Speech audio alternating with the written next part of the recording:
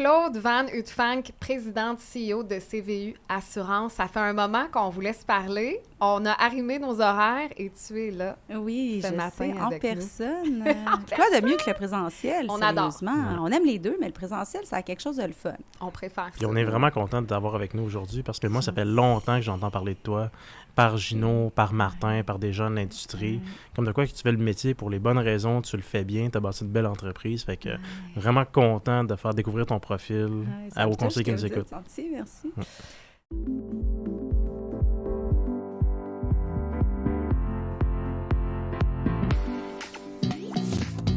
Vous écoutez Les Pros de l'assurance, présentés par Emma Assurance Vie. Bonne écoute! Je demande souvent d'emblée dans la pré-entrevue ton background story. Tu sais, qu'est-ce qui fait que tu es dans le métier? Puis j'ai aimé, il y a un truc qui est ressorti, dont on n'a pas beaucoup parlé, je trouve, sur le podcast. Tu parles de l'importance de déterminer son why. Ouais. Ça a été quoi pour toi? Ben moi, mon why, c'est que j'ai une âme entrepreneuriale. Tu sais, mon why, c'est le désir de vouloir faire certaines choses autrement, différemment. Puis c'est vraiment ça qui a teinté, je pense, mon parcours. Tu sais, c'est d'arriver à prendre plein de cordes qu'on a à son arc, tu sais, plein d'outils, là, sans vouloir tomber dans des exemples un peu boboches, mais tu sais, plein d'outils, plein de choses qu'on a appris, puis de mettre tout ça ensemble, puis d'essayer de trouver où on peut être utile, puis faire les choses différemment. C'est vraiment ça, moi, mon why. Puis le avec service mes valeurs, financier. avec... ben le service financier, le why dans le service financier. Pourquoi tu es allée là? Ben moi, j'avais vraiment un background en finance. Je veux dire, mon bac, je l'ai fait en finance. Ensuite, j'ai fait mon CA. Donc, j'ai toujours baigné là-dedans. Tu sais, j'ai commencé ma pratique en ce moment. Il y a du service conseil, puis il y a le secteur financier. Le service conseil, tu sais, j'ai appris ça. C'est ma feuille de route, finalement. Tu sais, le service conseil, j'ai appris ça des 5 années où j'ai travaillé en cabinet comptable, tu sais, chez KPMG. Tu sais, tu travailles en équipe, tu donnes des recommandations. Ensuite, le client en fait un peu ce qu'il en veut, mais tu es là pour aviser, tu sais, pour donner ton opinion sur quelque chose de particulier. Donc ça a été comme ma première feuille de route. Puis ma deuxième feuille de route, moi, ça a été beaucoup le bancaire, tu sais. Puis le bancaire, pour moi, ça a été une grande, grande, grande école. Puis tout ce que j'ai appris comme processus dans l'industrie bancaire, je l'applique aujourd'hui dans mon entreprise. Puis c'est ça qui guide un peu nos opérations. C'est une grande industrie, le domaine bancaire. On est capable de faire beaucoup de choses avec ça. Puis de bien le comprendre, bien le maîtriser, c'est définitif que ça m'aide puis ça guide un peu chaque jour, tu sais, comment on roule notre business. Fait que quand on regarde ton parcours, cabinet comptable, tu travaillais beaucoup avec des entreprises, tu disais en début que t'es un entrepreneur né, t'as cette fibre-là qui est très, très forte. Mais je savais pas, en passant. Tu le savais pas? Non, tu l'as découvert en cours de route? Pas du tout. Ça, je l'ai découvert, là. Je ne le savais pas. Puis comment qu'on découvre qu'on est entrepreneur en cours de route? C'est comme quelque chose qu'on sent. C'est pas comme, ah oui, tu te lèves un matin et tu te dis, moi, je suis un entrepreneur. Tu sais, peut-être pour certains, pour moi, ça n'a pas été ça. Tu sais, pour moi, c'est juste de voir à quel point j'avais quand même une certaine aisance à naviguer dans le chaos un peu, tu sais, la prise de risque, tu sais, avoir assez confiance en toi, tu sais, être un peu... tu sais, c'est ça, tu sais, j'ai jamais cherché quoi faire, tu sais. Puis ça vient aussi, je pense, avec l'expérience. Tu sais, des fois, être entrepreneur, on peut être très jeune, puis, tu sais, avoir une idée, mais on peut aussi avoir du vécu, puis voir l'opportunité de faire les choses autrement. Puis ça a été plus mon style entrepreneurial. Tu sais, je suis pas une inventeur, je n'ai rien inventé. J'ai juste décidé de faire les choses autrement. Fait que tu t'es pas lancé là-dedans en disant... OK, je me pitche dans le vide. Toi, c'était juste naturel. Ben, je m'en vais là. Ben oui et non, parce que ce qui arrive, c'est que le plus on vieillit, tu sais, on a quand même des emplois qui sont rémunérés avec une certaine sécurité, une certaine stabilité. Les menottes sont de plus en plus dorées. Cette expression-là, là, ça témoigne vraiment bien, c'est exactement ça. On est attaché par un fonds de pension, on est attaché par une carrière, on est attaché par des assurances, on est attaché par un bonus, on a des comptes à payer. Tu sais, tout ça fait qu'à un moment donné, quand on a une bonne job, dire « Hey, OK, tu sais, je mets ça de côté, puis je me lance », c'est pas pour tous, et je le comprends, rares sont ceux qui ont décidé de faire ce que moi j'ai fait. une chose, je pense, ceci explique cela, pour donner un peu de perspective. Moi, je suis une femme qui n'a pas eu d'enfant. Donc, puis, j'avais pas d'obligation familiale. Alors, c'est sûr que ça m'a aidé à prendre ce risque-là, que c'est pas tout le monde qui est capable non plus de prendre, mais ça a définitivement été quand même un point tournant dans mon parcours entrepreneurial. Puis quand tu as fondé CVU Assurance, c'est arrivé comment? Moi, j'ai eu, en fait, je vais pas prendre, moi, j'ai été un peu recrutée. J'ai été recrutée par un confrère à l'époque qui était déjà dans l'industrie, qui réussissait bien, qui encore à ce jour réussit bien. Donc, on est partis ensemble. Et, tu sais, il m'a un peu comme amenée dans cette industrie-là. Puis après ça, moi, j'ai réalisé qu'on avait de part et d'autre, peut-être des visions différentes. Ouais. C'est un peu comme quand tu fais un partenariat, même si on a tous des choses à s'offrir, c'est pas nécessairement statique. Donc, on a décidé de prendre des chemins qui sont différents.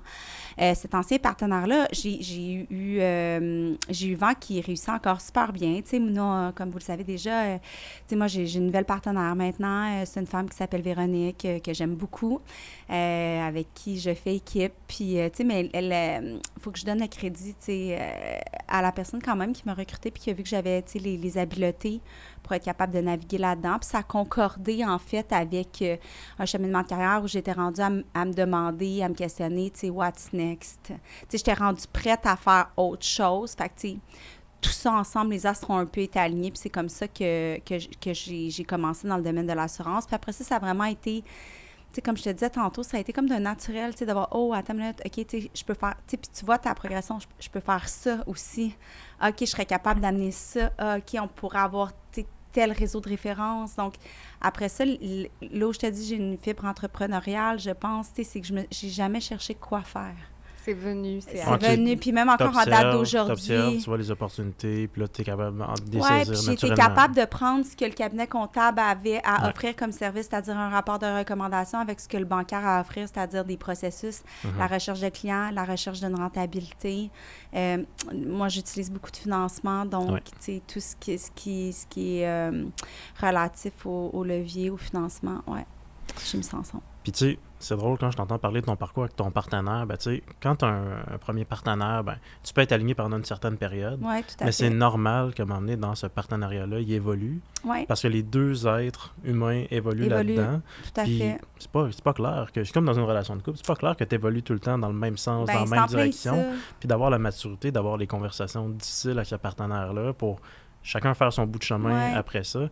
C'est pas toujours facile. Ben, c'est comme qu'est-ce que tu conseillerais, mettons, à quelqu'un qui est en partenariat en ce moment dans l'industrie, qui a commencé ça fait quelques années, puis qui a envie de peut-être partir de ses propres ailes, de suivre sa vision qui est différente de son partenaire, d'aborder cette conversation-là difficile, de dire « Hey, je pense qu'on a fait un bout de chemin ensemble, puis c'est le temps de passer à la prochaine étape. » Bien, je savais pas qu'on était pour aller là aujourd'hui, mais c'est quand même un bon sujet parce que, tu sais, c'est pas tous les partenariats, tu sais, qui fonctionnent. C'est un peu comme un couple, tu sais, je veux dire, je connais pas la stats, mais, tu sais, 1 sur 2, je veux dire, rendu là, en quelque part, tu sais, ça peut avoir à se séparer. Le conseil que j'aurais à donner, comme la même chose que dans un couple, tu sais, je pense qu'avoir une saine communication, être honnête, tu sais, mettre son ego de côté, être capable d'apprécier les forces de ce que la personne nous a donné, être capable d'être reconnaissant pour le parcours qu'on a fait ensemble. Tu sais, ça passe, puis je suis pas en train de dire que ce que je dis, c'est ce que j'ai appliqué, OK? Tu sais, puis... Il y a d'apprentissage dans tout ça. Tout à fait. Puis, tout à fait. Puis, mais ce que je dis, je pense que c'est quand même en grande partie une partie de la bonne réponse pour que ça se passe bien. Ça passe par une saine communication, du respect, puis vraiment de la reconnaissance, puis de l'appréciation de ce qui a été fait ensemble, tu sais. Puis ça vaut quelque chose. Puis je pense que quand on est capable de se parler, la séparation va être moins houleuse, moins acrimonieuse, tu sais, là où... shit it the fan. OK, c'est vraiment quand l'ego embarque. Puis ça finit par coûter cher à tous les parties. OK, que ce soit au niveau marital ou au niveau professionnel, ça finit par... Tu sors la palette. Prends un peu de recul. Puis maintenant, est-ce que tu fais les choses différemment? Je parle pas là, de gérer la crise, mais avec... Tu parlais de ta nouvelle partenaire. Tu fais quelque chose différemment en créant cette nouvelle relation-là, puis en disant, OK, je rembarque avec quelqu'un d'autre. Ben oui, c'est sûr. Tu sais, c'est comme, tu apprends quelque chose avec quelqu'un, puis quand tu es dans une nouvelle relation, des fois aussi, le fit est meilleur. Tu sais, moi, Véro, le plus beau compliment que les gens peuvent nous dire, puis on se le fait dire souvent, c'est qu'on a quand même une très, très grande complicité. Ouais. Tu sais, Véro puis moi, quand les gens nous voient, vont dire, ça paraît que vous entendez bien. Il y a tellement d'amour et de respect entre moi et Véro, je pense. C'est ça qui nous tient unis. Puis Véro, à mes yeux, c'est mon alter ego. Puis c'est important aussi que l'admiration de le témoigner, le sentiment de réciprocité. Puis c'est comme quelqu'un qui est dans une compagnie puis qui regarde son patron. Moi, je me suis déjà fait dire, puis je pense que c'est vrai, il faut toujours que tu vois ce que la personne a à t'apporter. Puis la minute où tu arrêtes de voir ça, à tort ou à raison, ben c'est là où je pense que la relation peut s'effriter. Moi, Véro, j'ai jamais arrêté de voir tout ce qu'elle apporte et de valoriser, de protéger ça, d'en prendre le plus grand soin. Puis je pense que c'est une relation qui est très, très, très mutuelle. Puis à chaque jour, c'est quand même, il faut que tu le protèges, ça. Là. C'est comme, protéger ton mari, de le protéger, de l'entretenir. Puis je te dirais que ça fait vraiment partie des valeurs de CVU. Même chose pour nos employés. Marie-Pierre, c'est quelqu'un qui fait partie de l'équipe. C'est quelqu'un... C'est très, très près du cœur, là. Puis c'est ça aussi que tu apprends, quand tu me demandais, qu'est-ce que tu as appris de ton partenariat? Ben, qu'est-ce que j'ai appris aussi de la grande corporation? C'est...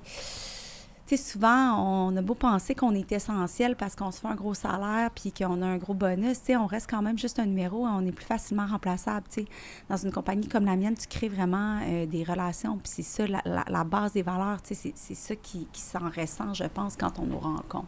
Absolument, mais c'est drôle que tu dises ça parce que moi, j'aime beaucoup ton approche sur la complicité.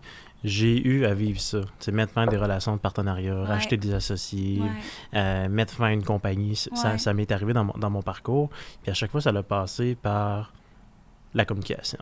Ça n'a pas le choix. J'ai jamais eu à ressortir une convention d'actionnaire puis d'appliquer l'article XY. Tu veux pas te rendre là. Tu veux pas te rendre là. Parce que c'est là que ça devient... Là, la communication est brisée. On n'a pas le choix de sortir les papiers, les avocats. Puis tu veux jamais te rendre là. L'apprentissage que j'ai eu, par contre, c'est qu'au début, je m'associais parce que je pense qu'un fit business, on s'associe, on crée une compagnie, puis là, chacun ses parts. C'est la dernière chose à faire. Faut que tu prennes le temps d'avoir cette complicité-là que tu parles. Puis ça, t'es pas obligé de t'associer rapidement. Tu peux apprendre à te connaître, commencer à collaborer ensemble, faire des dossiers conjoints. Puis une fois que tu avances dans ce parcours-là, tu dis, écoute, je pense vraiment qu'il y a un fit. Je me sens comme si tu étais une de mes très bonnes amies. Je vois qu'à chaque matin, je choisis de travailler avec toi. Puis ça, c'est important d'avoir ce sentiment-là avant de s'embarquer dans une relation d'affaires parce qu'un contrat entre actionnaires, une convention, c'est comme un contrat de mariage. Ça sert juste en cas de séparation. Tout à seulement. Tout à fait. Fait que moi, encore aujourd'hui, avec mes partenaires, mon équipe, chaque matin que je me lève, je les choisis. Puis pour moi, c'est important d'avoir cette pensée-là le matin. Le jour que je ne l'aurai plus, il va commencer à être trop tard. Mais tu as dit quelque chose de quand même très pertinent. Puis ça, je pense que c'est une de nos forces de notre industrie. Tu sais, sans nécessairement s'associer, il peut y avoir un partage de rémunération. Tu sais, pas être embarqué dans toute une grosse structure légale de partenariat, de convention, tu sais, parce qu'il faut se rappeler que tout ça, c'est des sous et c'est du temps qu'on ne met pas sur notre business. Absolument. OK? Fait puis dans notre industrie, ça, c'est la beauté de notre industrie, il peut y avoir un partage de rémunération par transaction qu'on fait conjointement. À la fin, 2 petits codes qu'on écrit dans le bas de la proposition, c'est réglé. C'est réglé. Parce que souvent, c'est pour ça aussi que les gens veulent s'associer parce qu'ils se disent, OK, mais si on est les deux à travailler sur quelque chose, c'est normal que tous les deux on soit payés. Comment on règle ça dans une entente?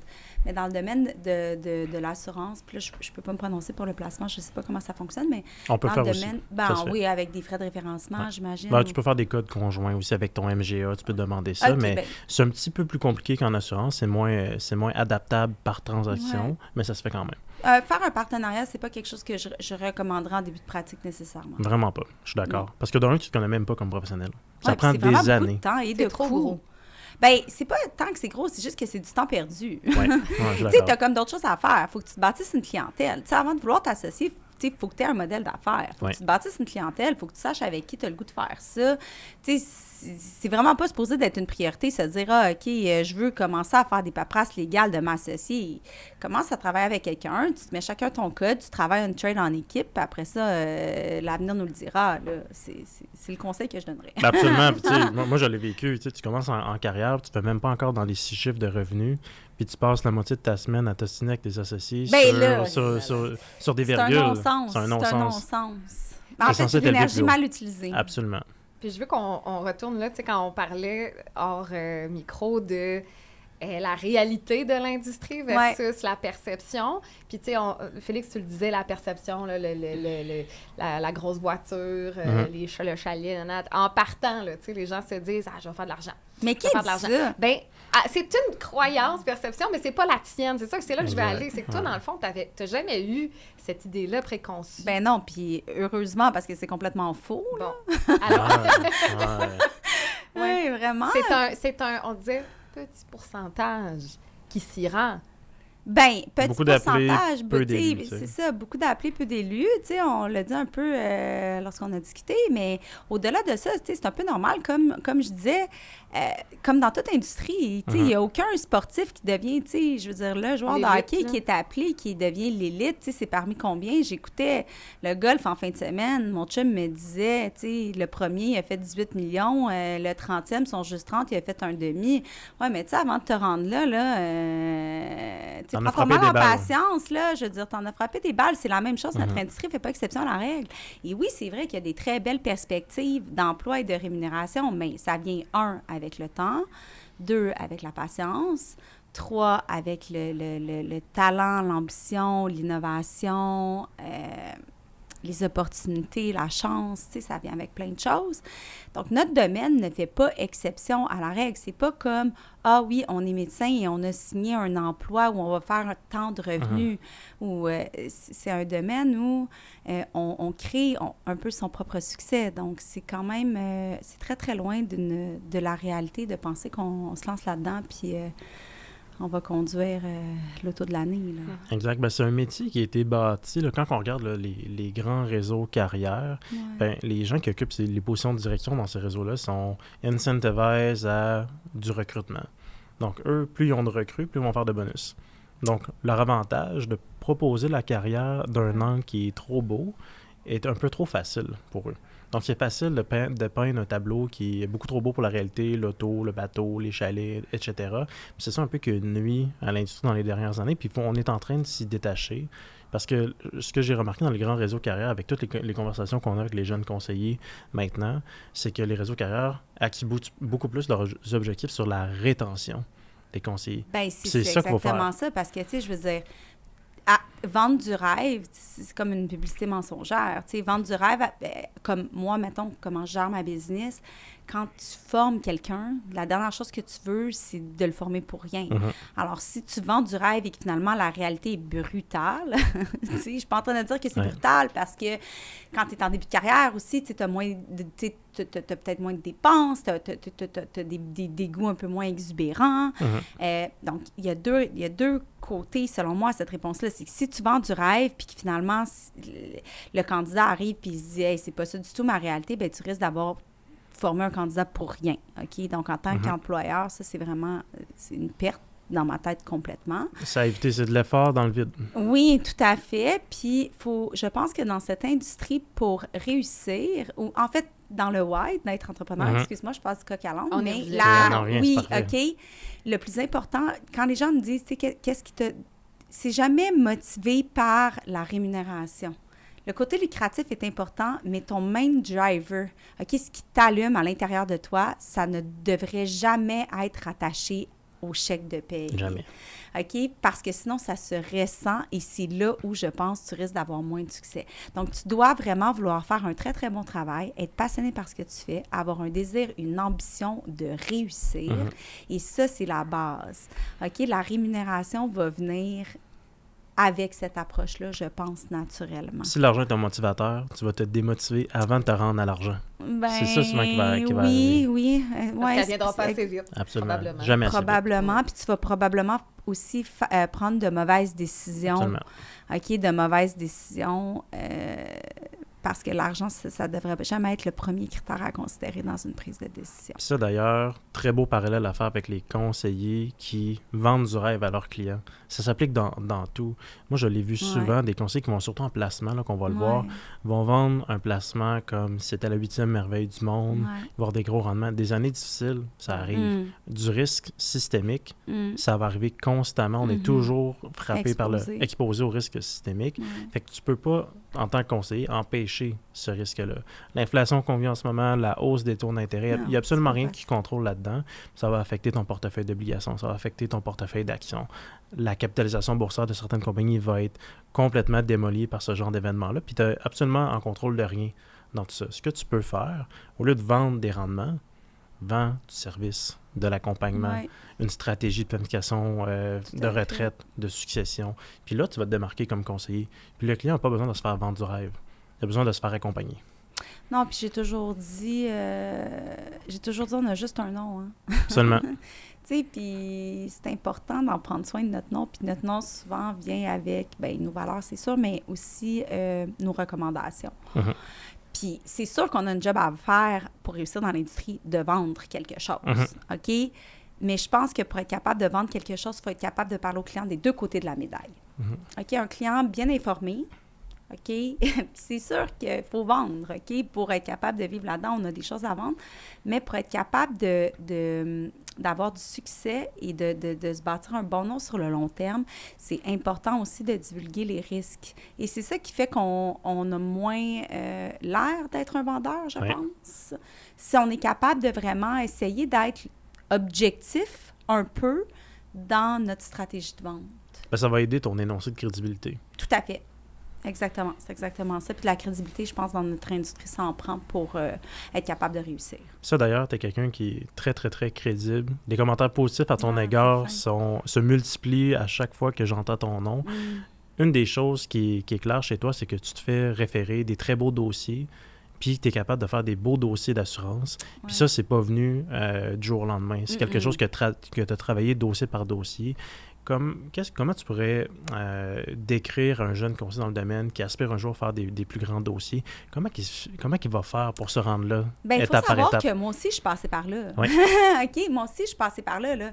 Tu sais, appeler des gens puis que tu n'as pas de retour d'appel, tu sais, c'est ça mon histoire aussi. C'est facile d'appeler quelqu'un quand tu es la Banque nationale, tu es la Banque Scotia, tu es la RBC, le client va toujours te rappeler, tu sais, tu es quand même protégé par une bannière. Ta crédibilité vient du fait que tu travailles dans une institution qui a bâti sa crédibilité à travers les années. Il n'y a personne qui va remettre en question, je veux dire... une banque à charte. Une banque à charte, tout à fait.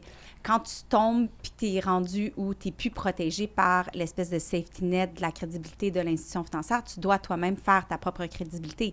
Alors, je ne fais pas exception à la règle. Quand j'ai commencé, j'appelais les gens, mon téléphone, je n'avais plus de retour d'appel maintenant que je n'étais pas nécessairement supportée, soutenue par la crédibilité d'une institution financière. Donc, il a fallu que ma crédibilité, je l'ai bâtie transaction par transaction avec un rapport de recommandation, OK? Puis avec un service qu'on offrait aux clients avec des clients qui étaient satisfaits et des intervenants, des aviseurs qui étaient satisfaits.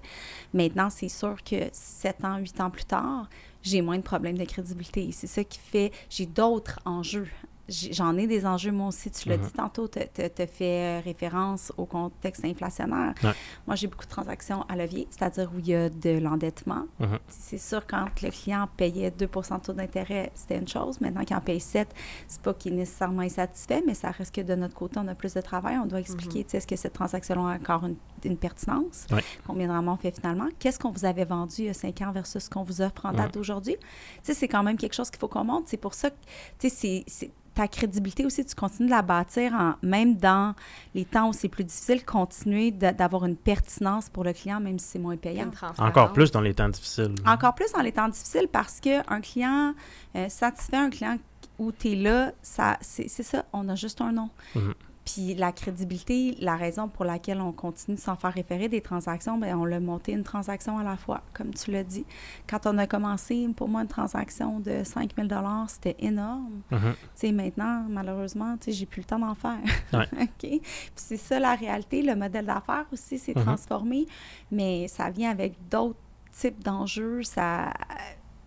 Puis la crédibilité, c'est très important, mais comme le reste, c'est de la patience, c'est vieillir, c'est l'expérience, c'est les années qui passent, c'est on apprend de nos erreurs, c'est on essaie de faire toujours mieux. Puis quand tu parles de ta première année, justement, tu dis qu'elle a été épuisante, puis que tu as eu différents enjeux, entre autres des enjeux de cash flow.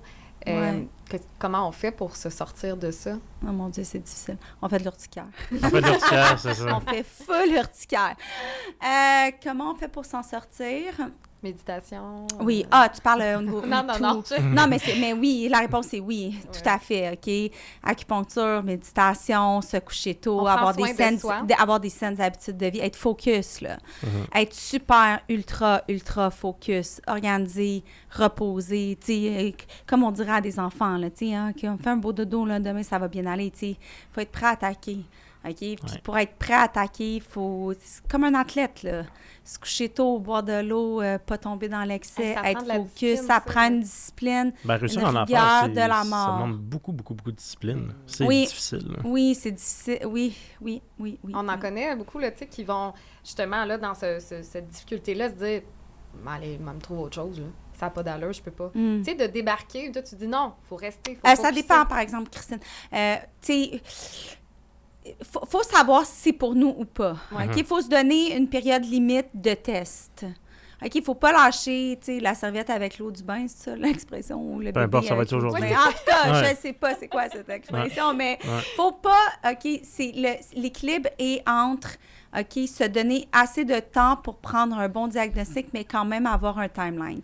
J'ai une amie qui m'a déjà dit, les grands entrepreneurs, c'est les gens où sont capables de tirer la plug quand c'est le temps si ça fonctionne pas. Ouais. Tu sais, toujours se dire, ah non, mais tu sais, le mois prochain, on s'inquiète pas, tu sais, on va finir telle transaction, on va avoir tel client. Tu sais, il faut se laisser une période de temps, se donner un échéancier, une date limite où on prend la décision, est-ce que ça fonctionne pour moi ou pas? OK, puis si ça fonctionne pas, bien, il y a plein d'autres choses. L'industrie est remplie de postes à combler, là. Ben, tu sais, souvent, on l'entend sur une expression ou une technique de gestion, mais on va définir le succès d'un bon gestionnaire pas par ses oui puis ses bons coups, mais par les erreurs qu'il a évitées. Parce que souvent, tu peux avoir 15, 20 bons coups d'affilée. Ouais. Tu fais une erreur puis c'est fini. Fait qu'il faut savoir analyser la situation, analyser les risques inhérents à cette décision-là, puis ça, prendre la bonne décision. Ouais. Puis la bonne décision, des fois, c'est pas oui. Des fois, c'est statu quo. Des fois, c'est non. Des fois, c'est donne-moi une semaine de plus pour y penser. J'ai pas terminé mon analyse. T'es pas obligé de donner une réponse affirmative ou négative sur le moment où on va te demander de prendre la décision. Il y a d'autres options qui existent. Puis souvent, quand j'entends des jeunes conseillers qui sont comme « Là, je viens de finir mon creux de vague, là, mon fameux 3-4 mois qui est difficile en début de carrière. Là, ça, moi, je suis parti, c'est l'ascension, ça va jamais arrêter. Là, ça va bien. » Moi, souvent, je leur dis « Mais t'as pas fini, là. Des creux de vague, tu vas en avoir d'autres. Puis des défis, tu vas en avoir d'autres. Puis si tu penses que ce moment-là qui vient de passer était stressant, t'es pas prêt, là. Quand tu vas avoir des employés à ta charge, quand tu vas avoir des clients qui sont stressés, puis que tes transactions grandissent, puis que tu gères plus d'argent, que tu vends des plus grandes assurances, puis que là, ben justement, on parlait de l'inflation, des taux d'intérêt, que les choses changent. Si tu penses que tu étais stressé ta première année, t'es pas prêt à ces moments-là dans ta carrière. Faut que tu apprennes à les gérer maintenant. Fait que c'est quoi les habitudes que tu as prises dans cette période-là qui était difficile, que tu vas maintenir, que tu vas te rappeler pendant les périodes que ça va bien, pour que tu sois déjà prêt pour quand ça va être stressant et difficile. C'est un marathon, une carrière. C'est une montagne. Mhm. OK, c'est comme une montagne. Tu sais, quand on fait un hike, là, à un moment donné, puis c'est normal, là, tu sais, tu montes, oh, OK, là, après ça, tu as un petit plateau, là, tu te sens bien, tu prends le temps de refaire tes forces. Tu sais, des fois, ils ventent, OK, tu redescends un peu, tu retournes te protéger. C'est exactement la même chose en affaires. Mais tu n'arrêtes jamais, tu sais, on n'arrive jamais au sommet.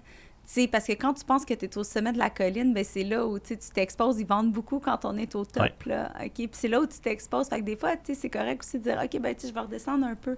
Mais il faut vraiment le voir, je pense, comme une longue randonnée, tu sais, où il y a plein de types de terrains avec plein d'inclinaisons différentes. Puis oui, des fois, il y a des plateaux. Puis quand on arrive sur un plateau, c'est tellement le fun. Puis ça aussi, il faut apprendre à en profiter, puis être fier de soi, puis se dire, wow, OK, on continue. Puis de visualiser aussi où on veut s'en aller. C'est tellement important de savoir où on veut s'en aller, de porter en soi nos aspirations. OK? Tu sais, d'être ce qu'on veut devenir. C'est ça.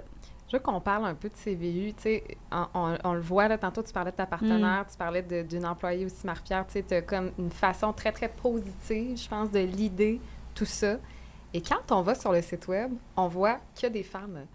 Et à défaut du contraire, je pense que vous êtes une équipe uniquement féminine. Oui, uniquement féminine. Puis c'est très drôle parce que les personnes avec lesquelles on travaille chez les assureurs, et là, je parle en fait, chez Mika. Donc, mon équipe chez Mika, elle est exclusivement féminine aussi. Je travaille avec Anne Tourneau, je travaille avec France Lévesque qui la remplace, je travaille avec Isabelle Van der Wickel.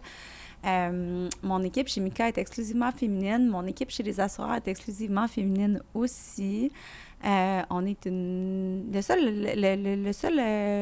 le seul garçon qu'on a avec nous, c'est notre chien. Ouf. C'est notre petit garçon. Mais c'est important pour toi, ça? C'est important, là. C'était chaud, là, tout non, ça. mais juste Christine, je veux pas me mettre le pied dans la bouche. C'est-tu important? C'est-tu important? Comment dire? Tu sais, il y a du talent partout. OK, je vais peser mes mots. Alors, il y a du talent partout, évidemment, tant chez les hommes que chez les femmes. Je trouve que les femmes, on a une certaine sensibilité à toujours vouloir bien faire les choses. Tu sais, étant donné qu'on est un peu plus insécure, je pense que tu sais, comme que les hommes, parfois, tu sais, on a toujours cette espèce de volonté de vouloir vraiment offrir le maintien. On a la culpabilité rapide, nous, les filles, là, tu sais, on a le sens du devoir de bien faire très rapide, tu sais, fait que ça fait beaucoup avec ce que j'avais envie d'avoir dans l'industrie financière, tu sais, cette espèce de s'ensigner, de toujours vouloir mieux faire, puis d'avoir cette espèce de part, OK, on aurait-tu pu faire mieux, ça part, c'est quand même assez loin de comment l'industrie, je pense, parfois gère leur truc. Fait que ça fit avec la culture, avec le côté féminin. C'est une vision que tu veux transmettre. Oui. Puis, ouais. Mais il n'y a absolument rien dans ça qui peut être pris négativement. Tu sais, le fait de mettre de l'avant des femmes, des filles de l'industrie dans un contexte qui est encore majoritairement masculin. Bien, c'est que des hommes, tu sais, alors ça fait... C'est ça aussi. Tu sais, aussi, quand... Tu sais, c'est un peu comme quand on a un popsicle, là, s'il est de la même couleur que toutes les autres, tu sais, personne, quand tu arrives devant le comptoir, tu sais, tu vas, tu sais... Mais avec nous, tu sais, ça aussi, ça détonne beaucoup le fait que, tu sais, ça fait partie un peu de l'unicité du modèle. Ouais. Est-ce que je m'en fais parler? Non. Non? Okay. Non, je m'en fais pas... tu sais, on a quand même... tristement, un book qui est quand même plus majoritairement... Bien, tristement, je suis très, très heureuse du book qu'on a. On a des clients merveilleux. Tous les hommes qui sont dans notre book de clients, on est très, très, très heureuse de les servir. Puis on est privilégiés. Tu sais, nos clients, c'est des joyaux, là. On en prend soin et puis on les remercie de leur confiance puis on essaie de leur donner le meilleur service possible. Donc, on a quand même un book de clients où il y a plus d'hommes que de femmes. Mais je suis très privilégiée, très heureuse de travailler en collaboration avec des femmes. Je trouve qu'elles travaillent bien. Ce sont des femmes brillantes, investies, sensibles, qui veulent toujours donner le meilleur d'eux-mêmes, tu sais. C'est investi, ouais. Mais moi, je suis très aligné avec toi. J'ai toujours trouvé que les hommes, tu sais, l'expression « fake it till you make it », c'est clairement une expression qui a été inventée par un homme. Parce que souvent, quand vient le temps d'avoir une promotion, si on prend des grandes entreprises corporatives, même des petites startups comme Emma, quand vient le temps d'avoir une promotion, souvent, tu vas voir un peu les hommes faire la file, disant « je suis capable de faire ce poste-là ». Exact. Fait qu'eux, ils vont se lancer dans un poste, même si les compétences sont encore à développer. Même dans l'incertitude. Ils vont le faire, parce qu'on dirait qu'ils ont un front de bœuf, fake it till you make it. C'est comme très, très, très présent dans la culture masculine, que je pense pas qu'il est si positif que ça, du côté de la culture masculine. Ça prend un peu des deux. Les femmes, moi, ce que j'ai toujours trouvé, c'est qu'ils vont attendre d'être absolument sûre d'être compétente pour le poste avant de commencer à dire haut et fort « j'aimerais ça avoir cette promotion-là. Je pense que je la mérite. » Ils vont être souvent surqualifiés. Puis ça fait des gens beaucoup plus soucieux des détails, des éléments importants. Comme je disais tantôt, c'est une insécurité, probablement, mais en même temps, c'est donc bien important pour être capable d'avoir du succès dans un poste, de toujours penser « c'est quoi les petits détails que j'ai manqués? Qu'est-ce que je pourrais faire de mieux pour donner encore plus de services? Être sûr que je réussis à la fin de la transaction, de mon mandat, que je le regarde, j'ai fait un excellent travail. » Les gars, souvent, de ce que j'observe, c'est « je pense que j'ai eu mon 60%, ça passe. » On généralise, mais oui. On généralise. Mais pour réussir, ça prend des deux. Tu sais, comme moi, c'est que je me ramasse plus du côté masculin dans ma personnalité. Alors, je me suis entourée aussi des gens qui étaient capables de combler mes faiblesses. Ouais. Tu sais, parce que si on focus juste sur les détails, des fois aussi, on perd un peu la vision d'ensemble de où on s'en va. Exactement. Donc, je pense que la raison, c'est pour laquelle je suis allée chercher des filles, c'est parce que je suis consciente de mes propres faiblesses. Et j'ai peut-être plus de masculin en moi que du côté féminin. Alors, tu sais, je suis vraiment allée chercher ce qui me manquait, je pense, pour offrir la meilleure solution possible à mes clients. C'est un message, je pense, qu'on peut envoyer aux gestionnaires. Donnez pas seulement une promotion à ceux qui vont parler haut et fort, qui veulent la promotion. Prenez le temps d'analyser votre personnel pour voir qui est vraiment compétent pour le faire. Parce que c'est pas parce qu'une personne ne va pas parler haut et fort qu'elle n'a pas toutes les compétences pour être capable d'accomplir le poste. Oui, et de savoir ce qu'on a besoin aussi. T'sais. Absolument. Puis, en s'adressant justement aux gestionnaires, au président, parce qu'on parle beaucoup conseillers, conseillères, qui sont potentiellement de futurs présidents, qu'est-ce que toi, tu donnerais comme conseil? Tu as du personnel à ta charge. Comment on crée une équipe en synergie? Comment on crée cette... c'est difficile. Comment on crée une équipe en synergie? C'est tellement une bonne question. Je pense qu'il faut être patient. C'est ça encore. C'est de l'investissement, il faut être patient. Puis je pense qu'il faut prendre soin des gens qui travaillent avec nous. C'est certain. Je pense qu'il faut qu'on amène ces personnes-là à se développer. Donc, c'est nous, en tant qu'entrepreneurs, qu'on doit investir dans la relève, dans le talent, rémunérer en fonction de ce que ça vaut, justement, puis de savoir ce dont on a besoin dans notre équipe pour aller plus loin. Puis après ça, quand on bâtit notre équipe, de continuer de la former, puis de la coacher. Donc, de s'assurer que tout le monde est heureux. C'est de faire des spot checks. Ça va toujours bien. Tu es toujours heureux. OK. Aimes-tu ton travail? OK. Voici... c'est ça, de donner du renforcement positif et du renforcement constructif. Puis toujours de faire des spot checks. Ça va toujours bien, toujours contente. OK. C'est vraiment ça, c'est le côté humain qui fait que les gens restent. De rester toujours à échelle humaine. Dans tout ça, même si tu es une business, même si tu dis des fois, moi j'ai la vision... Il faut que tu t'arrêtes un peu puis tu regardes. Il faut que tu sois content de travailler avec les gens avec qui tu travailles. Dans notre industrie aussi, on va se le dire, on n'est pas des multinationales. On n'a pas des équipes avec 200 employés à notre charge que, bon, OK, on en perd un, on ouvre un pouce, on fait appel à un chasseur de tête, ça s'en va au RH. Je veux dire, quand on est des petites équipes agiles comme les nôtres dans le secteur financier, c'est rare sont les équipes de les très, très grandes équipes. Là, ça va te coûter 10, 20, 30 % de ton staff quand un départ arrive. Quand tu perds un membre de ton équipe, c'est tout un enjeu. Là. Quand on faisait tantôt allusion à la montagne, on va descendre de quelques paliers, on va aller se mettre à l'abri du vent là, parce qu'on se ramasse tout d'un coup, peu importe notre niveau, avec beaucoup plus de travail. Il y a un exercice que moi je fais personnellement chaque année. Puis ça fait longtemps que je n'ai pas fait à l'entièreté de Emma, fait que je vais le refaire bientôt. Très dur. Ouais, tu peux me rappeler ça, Christine, après le podcast. Je prends une ligne, puis je dis, c'est quoi les tâches qui me donnent de l'énergie? Plus je fais ces tâches-là, plus je suis énergisé, plus j'ai le goût d'en faire, plus j'ai le goût d'aller manger l'industrie. C'est quoi les autres tâches qui me coûtent de l'énergie? Plus je fais ces tâches-là, moins je suis motivé. Plus je vais être frustré. Moins je vais bien dormir. C'est des tâches qui me coûtent de l'énergie énormément, qui sont taxantes. Fait que là, je vais écrire les tâches. Toutes les tâches que je fais au quotidien. Puis là, je me rappelle une semaine, un mois, une journée, ça ressemble à quoi? Puis là, j'écris les tâches. Toutes les tâches sont dans la colonne qui me coûtent de l'énergie. Je les compare avec l'exercice que j'ai fait l'an passé. Puis souvent, c'est drôle, il y a des tâches qui me donnaient l'énergie, que maintenant, parce que ma réalité entrepreneuriale de gestionnaire a changé, sont rendues dans des tâches qui me coûtent de l'énergie. Fait que là, je me dis, qui dans mon staff, c'est une tâche qui va lui donner de l'énergie? Parce que pas parce que moi, c'est taxant que pour Christine, c'est nécessairement taxant. Au contraire. On a des profils complètement puis d'où la complémentarité dans une entreprise. Fait que c'est arrivé à certaines années que j'ai demandé à toute la compagnie de le faire. Fait que là, moi, j'avais les tableaux devant moi. Puis c'était facile de réaménager des tâches. Exactement, c'était du Tetris. Puis ça, c'est un exercice qui m'a permis de découvrir que certaines personnes qui étaient des conseillers en sécurité financière, qui étaient des excellents vendeurs pour moi, il y en a un, c'était mon plus performant. Toutes les tâches qui coûtaient l'énergie, qui étaient taxantes, c'était toutes les tâches reliées à son métier de conseiller. Ouais. Toutes les tâches qu'il aimait, c'était le marketing, aller trouver des clients, la prospection. Il était tanné de convertir des clients, de gérer des contrats, de faire du service. C'est rendu Mathieu dans notre équipe marketing. Fait que je l'ai réaménagé dans un autre poste. Puis c'était une façon pour moi de le garder motivé. Puis encore aujourd'hui, super motivé, il se lève le matin, il aime son travail. Du moins, je pense, je vais aller le valider. Mais du moins, il aime son travail. Mais ça, je sais pas si toi, tu faisais cet exercice-là. Peut-être à ta façon. C'est un bon conseil, pour de vrai. Tu sais, c'est sûr qu'on va toujours avoir des tâches qu'on aime moins faire, peu C'est importe. Là. Tu sais, ça, c'est inévitable, mais je pense que c'est un très bon conseil que tu donnes. Tu sais, pour quelqu'un qui a quand même plusieurs tâches, tu sais, à accomplir, de voir, OK, est-ce qu'il y en a qu'on pourrait redéléguer ou, tu sais, réorganiser les tâches en fonction de l'équipe? Tout à fait.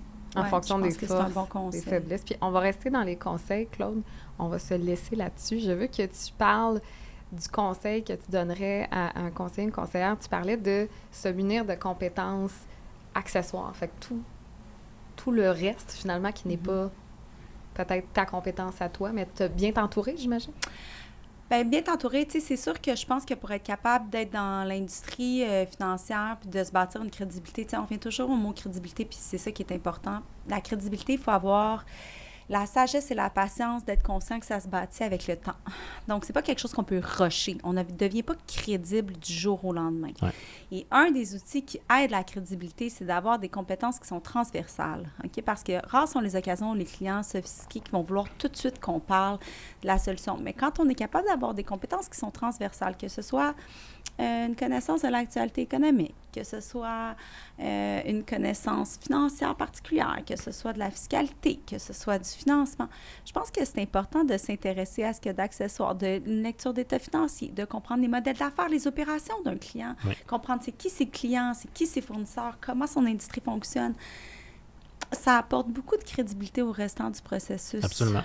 Ça serait ça le conseil que je donnerais. Puis je vais revenir à...